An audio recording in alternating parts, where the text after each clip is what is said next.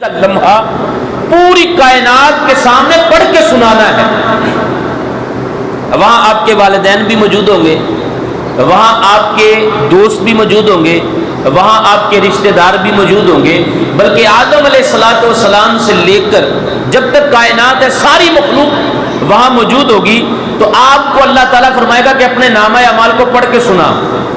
تو آپ میں سے کون ہے جو نامہ اعمال بغیر پریشانی کے سنانے میں کامیاب ہو؟ کوئی ہے؟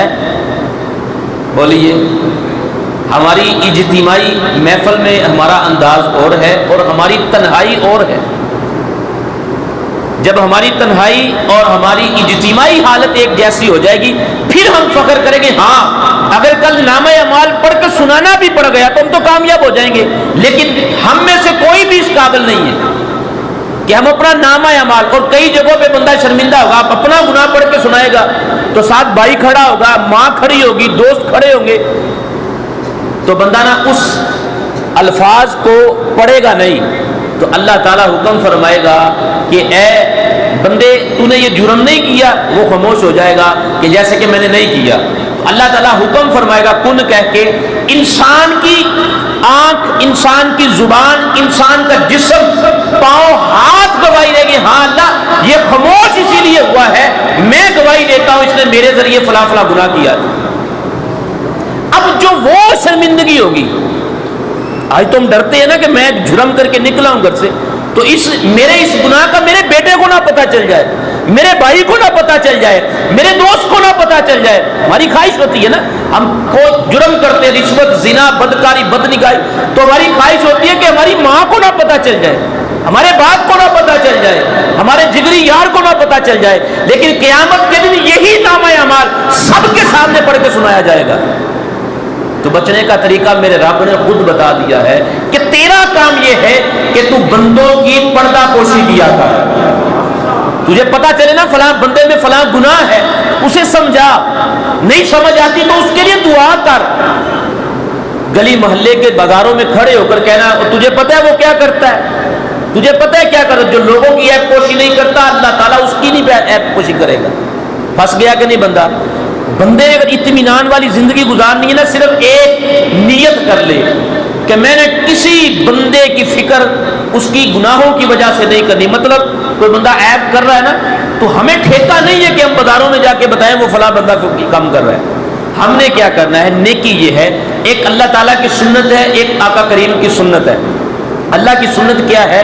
اللہ تبارک و تعالیٰ اپنے محبوب پہ درود بھیجتا ہے. یہ کس کی سنت ہے؟ اور حضور کی کیا سنت ہے؟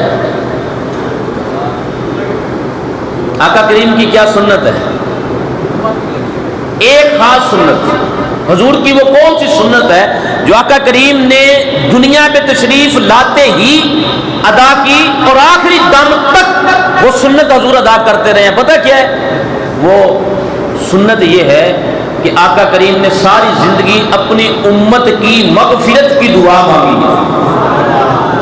تو ہم اس سنت پہ تو عمل ہی نہیں کرتے. داڑھی رکھ لی, حضور کی سنت ہے. لباس سنت کے مطابق پہنا کہ حضور کی سنت ہے.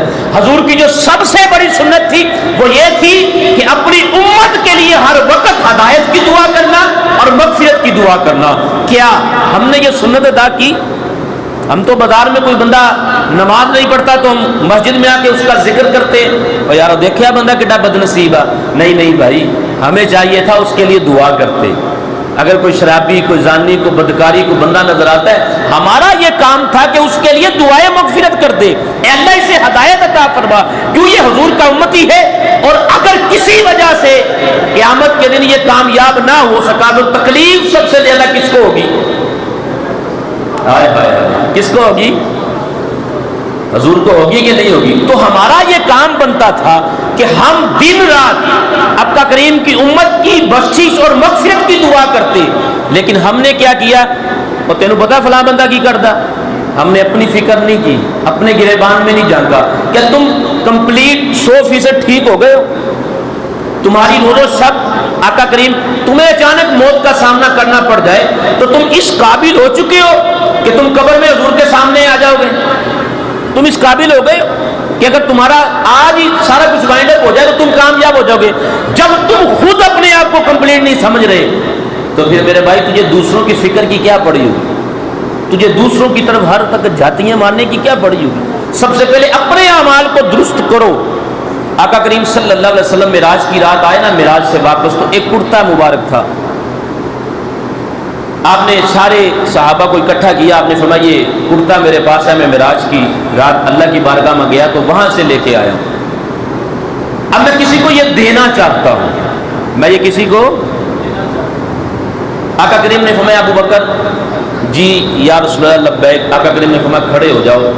پیارے ابو بکر اگر میں یہ کرتا تمہیں عطا کر دوں تو اس کا کیا کرے گا؟ تو سیدنا ابو بکر صدیق بڑے راضی ہوئے, عرض کی یا رسول اللہ صلی اللہ علیہ وسلم اگر یہ کرتا مجھے مل جائے تو میں اس کی برکت سے پوری دنیا میں سچائی پھیلا دوں گا, میں گوشے گوشے میں سچ کو پھیلاؤں گا اس کی برکت سے. آقا کریم نے فرمایا تیری نیت ٹھیک ہے لیکن بیٹھ جا. کرتا نہیں دیا. پھر فرمایا عمر کھڑے ہو جا. جی یا رسول اللہ صلی اللہ علیہ وسلم. آقا کریم فرماتے اے عمر اگر یہ کرتا میں تمہیں دے دوں تو اس کا کیا کرے گا؟ یا رسول اللہ صلی اللہ علیہ وسلم اس کرتے کی برکت سے میں پوری دنیا میں عدل پھیلا دوں گا, عدل قائم کر دوں گا. آقا کریم مسکرائے اور فرمایا عمر تیری نیت بڑی اچھی ہے, بیٹھ جاؤ. آپ نے فرمایا عثمان اگر یہ کرتا میں تمہیں دے دوں تو تم کیا کرو گے؟ عرض کی یا رسول اللہ صلی اللہ علیہ وسلم اگر یہ کرتا مجھے نصیب ہو جائے تو میں پوری کائنات میں شرم و حیا پھیلا دوں گا, میں ہر جگہ گوشے گوشے میں حیا پھیلا دوں گا. آقا کریم نے فرمایا عثمان تیری نیت بھی بڑی اچھی ہے لیکن بیٹھ جاؤ. آپ نے فرمایا علی کھڑے ہو جاؤ. آقا علی کھڑے ہوئے تو نظریں جھکی ہوئی تھی. آقا کریم فرماتے علی اگر یہ کرتا میں تمہیں دے دوں تو تو کیا کرے گا؟ تو علی شیر خدا رضی اللہ تعالیٰ فرمانے لگے, عرض کی یا رسول اللہ صلی اللہ علیہ وسلم اگر یہ کرتا مجھے نصیب ہو گیا تو یا رسول اللہ صلی اللہ علیہ وسلم میں لوگوں کی عیب پوشی کیا کروں گا, لوگوں کے عیبوں کو چھپایا کروں گا, لوگوں کے جرموں کو چھپایا کروں گا. آقا کریم نے سینے سے لگایا اور ماتھے پہ بوسہ دیا, فرمایا اے علی مبارک ہو, یہ جبہ میں تجھے عطا کرتا ہوں. سب سے بڑی نیکی بھی حضور نے بتا دی. سچائی بڑا اچھا عمل ہے, عدل شرم و حیا بڑا اچھا عمل ہے, لیکن سب سے بڑا عمل کیا ہے کہ کسی مسلمان کے اندر عیب دیکھ کے بھی اس کو چھپانا ہے, اس کو چھپانا ہے, لوگوں کے سامنے نہیں کرنا وہ یہ کرتا ہے وہ یہ کرتا ہے. نہیں, ہماری سب سے بڑی خرابی یہ ہے کہ ہم نے لوگوں کی فکر شروع کر دی ہے, ہم نے لوگوں کے متعلق سوچنا شروع کر دیا. اگر ہم اپنے متعلق سوچنا کر دیں تو یہ زندگی ہمیں بڑی مطمئن ملے گی, بڑا سکون ملے گا. مدینہ شریف میں نا ایک عورت فوت ہو گئی, اس کو غسل دینے کے لیے جو عورت آئی اس نے جب اس کو غسل دیا, غسل دیتے دیتے نا اس کے دل میں خیال آیا کہ اس عورت کا کسی فلاں شخص کے ساتھ چکر تھا.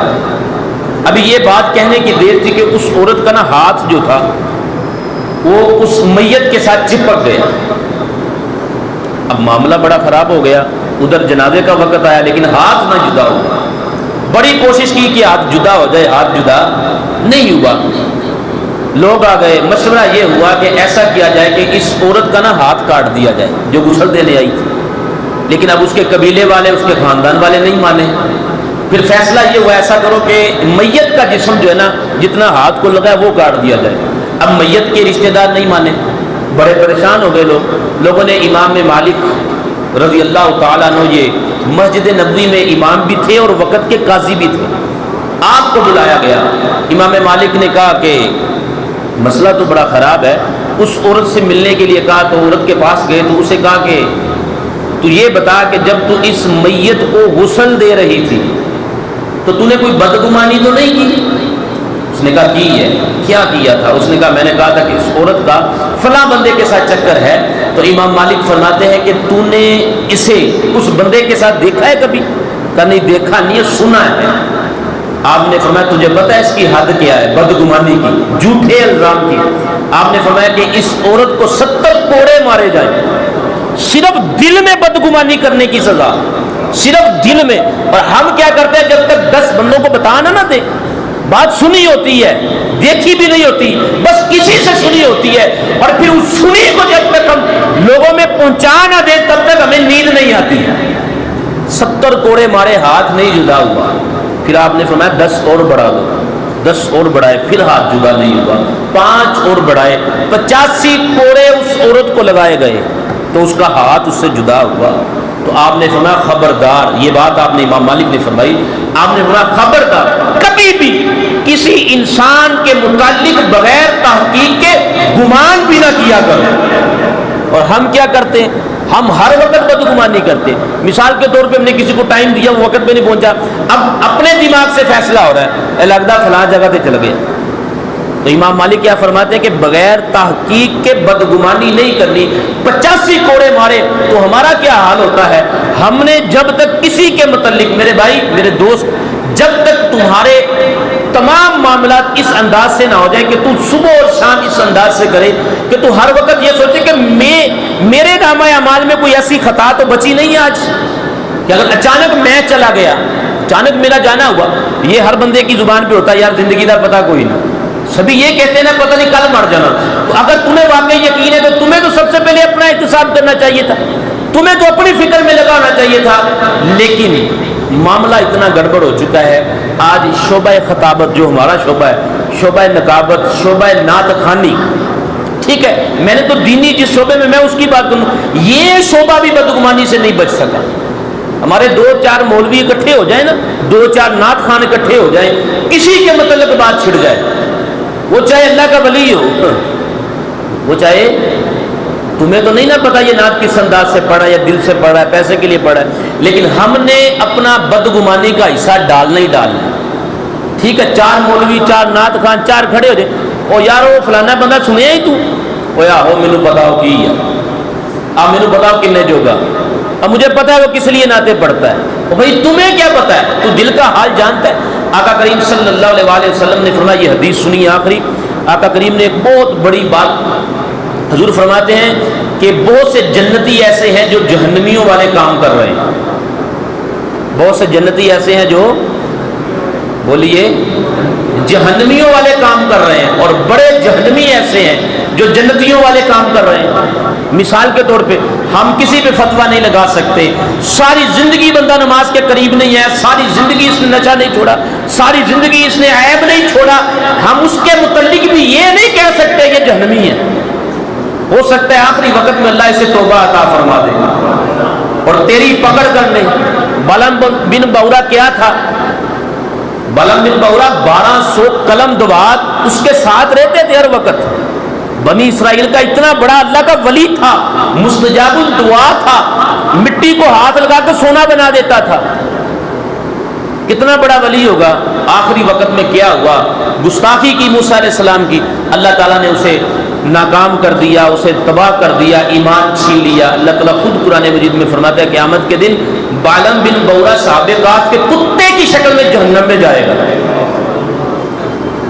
اور صحاب کہف کا کتا بالم بن بورا کی شکل میں جنت میں جائے گا. ٹھیک ہے, یہ اتنا بڑا اعمال لے کے نہیں بچ سکا. اور ایک وہ صحابی ہے جس نے ساری زندگی حضور کے خلاف مخالفت کی, لیکن اللہ تعالیٰ نے تقدیر لکھی ہوئی تھی اس کی کہ ایک جنگ میں حضور کے سامنے آ گیا, تلوار نکالی, پھر میدان میں ڈالی. عرض کی یا رسول اللہ صلی اللہ علیہ وسلم, اگر میں آپ پہ ایمان لے آؤں تو کیا دو گے؟ یہ نہیں کہا یا رسول اللہ اگر ایمان لے آیا تو اللہ سے کیا لے کے دو گے.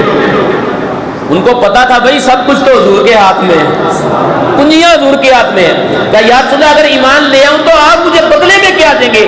آقا کریم نے فرمایا میں تجھے جنت عطا کروں گا, جنت عطا کروں گا. اس نے کہا اشہد ان لا الہ الا اللہ و اشہد ان محمد عبدہ و رسولہ. بڑی خوشی ہوئی حضور کو بھی. آقا کریم کو سب سے زیادہ خوشی پتہ کب ہوتی ہے؟ آپ سمجھ لینا, حضور کو سب سے زیادہ خوشی تب ہوتی ہے جب کوئی حضور کا امتی توبہ کرتا ہے اور اس کا نام جہنمیوں کی لسٹ سے نکال کے جنتیوں میں لکھ دیا جاتا ہے. ٹھیک ہے, تو یہ دعا کیا کرو ہر مسلمان کے لیے, کیونکہ تمہاری دعا کی وجہ سے سکون میرے نبی کو پہنچے گا, خوشی میرے نبی کو پہنچے گی.